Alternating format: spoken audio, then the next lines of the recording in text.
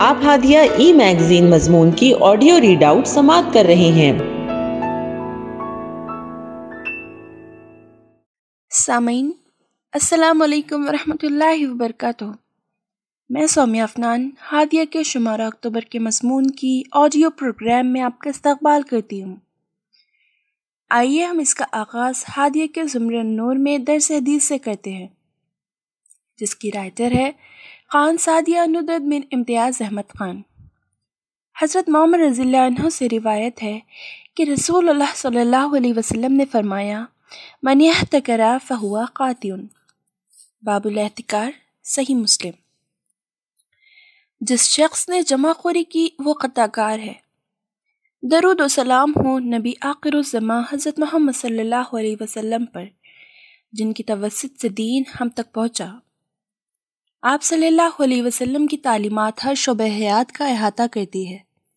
عقائد، روحانیات، عبادات، اخلاقیات، معاشیات، سیاست، الغرض وہ تمام پہلو جس کا انسان کی انفرادی، اجتماعی، روحانی اور مادی زندگی سے تعلق ہے۔ سب سے بڑھ کر یہ کہ آپ صلی اللہ علیہ وسلم نے ان تمام شعبہ حیات میں اپنے فعل و عمل کی مثالیں قائم کی ہیں۔ دنیا میں جو کچھ بھی ہے سب اللہ تعالیٰ کا ہے۔ اسی نے انسانوں کو زمینی اشیاء پر تصرف کی آزادی دی ہے، لیکن اس تصرف کے کچھ ضابطے اور اصول بتائے ہیں۔ ان اصولوں کو مد نظر رکھتے ہوئے لوگوں کو مال کمانے اور ان پر اپنا اختیار رکھنے کی اجازت دی ہے۔ اسلامی نظام اقتصادیت و معاشیت کی بنیاد محدود خواہشات اور لامحدود وسائل پر قائم ہے۔ اسلام کا معاشی و اقتصادی نظام اعتدال پر مبنی ہے۔ اگر فرد متاثر ہو رہا ہو تو اسلام معاشرے کو فائدہ نہیں دیتا، اور اگر ایک فرد کی وجہ سے معاشرہ متاثر ہو رہا ہو تو فرد کو رعایت نہیں دیتا۔ اسلام نے معاشی حقوق کے جو ضابطے بنائے ہیں ان میں ذخیرہ اندوزی ممنوع ہے، چاہے تاجر کرے یا صنعت کار۔ شریعت نے عوام الناس کو نقصان پہنچا کر اشیاء ضرورت کی چیزوں کی ذخیرہ اندوزی کرنے سے منع کیا ہے۔ فقہ کی اصطلاح میں اسے احتکار کہا جاتا ہے۔ احتکار کہتے ہیں اشیاء ضرورت کا روک لینا، بازار میں داموں کے بڑھنے کا انتظار کرنا، اور جب دام بڑھ جائے تب مال کو فروخت کر کے زیادہ نفع کمانا۔ رسول اللہ صلی اللہ علیہ وسلم نے اس عمل سے سختی سے منع فرمایا ہے۔ اسلام کے علاوہ دیگر مذاہب میں ذخیرہ اندوزی کو جائز مانا جاتا ہے، مگر اسلام گرہ فروشی یا ذخیرہ اندوزی کی اجازت نہیں دیتا۔ تاجر باشندوں کی ضرورت اور مجبوری سے فائدہ اٹھا کر ایسے خود غرضانہ اقدام کرتے ہیں جسے ایک مسلم معاشرے میں قطعاً برداشت نہیں کیا جا سکتا۔ اسی لیے نبی کریم صلی اللہ علیہ وسلم نے اس قسم کی ذہینیت پر ضرب لگائی ہے جو انسان کو سنگ دل اور بے رحم بناتی ہے، جبکہ اسلام خیر خواہی، شفقت اور رحم دلی کی تعلیم دیتا ہے۔ احتکار کی ممانعت اس وقت ہے جبکہ اس کی وجہ سے عوام الناس کو نقصان ہو۔ احتکار صرف غلے کے ساتھ خاص نہیں بلکہ تمام اشیاء ضروریات سے متعلق ہے۔ اگر کوئی شخص ان میں سے کسی بھی ضرورت زندگی کے ساتھ یہ عمل کرے گا وہ گناہ گار ہوگا۔ رسول اللہ صلی اللہ علیہ وسلم نے فرمایا، جو تاجر اشیاء ضرورت کو نہیں روکتا بلکہ وقت پر بازار میں لاتا ہے وہ اللہ کی رحمت کا مستحق ہوتا ہے، اسے اللہ رزق دے گا۔ اشیاء ضرورت کو روکنے والا ملعون ہے۔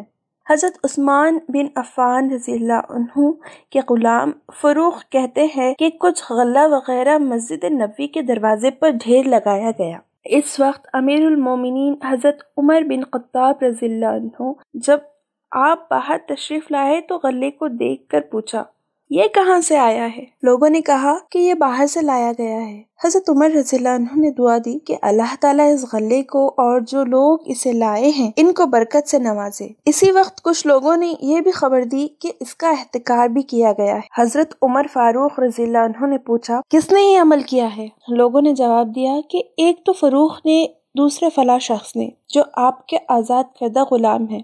حضرت عمر رضی اللہ عنہ نے یہ سن کر دونوں کو بلایا اور بات پرس کی۔ ان لوگوں نے جواب دیا کہ ہم اپنا مال خرید و فروخت کر رہے ہیں، یعنی اس میں دوسرے کا کیا کوئی نقصان ہے؟ اس پر حضرت عمر رضی اللہ عنہ نے فرمایا کہ میں نے حضرت صلی اللہ علیہ وسلم کو کہتے ہوئے سنا ہے، من یحتکر علی المسلمین طعامہم ضربہ اللہ بالجذام والافلاس۔ جو شخص مسلمان پر ان کا غلہ وغیرہ روک کر رکھے گا، اللہ تعالیٰ اسے کوڑھ کے مرض اور تنگ دستی میں مبتلا کرے گا۔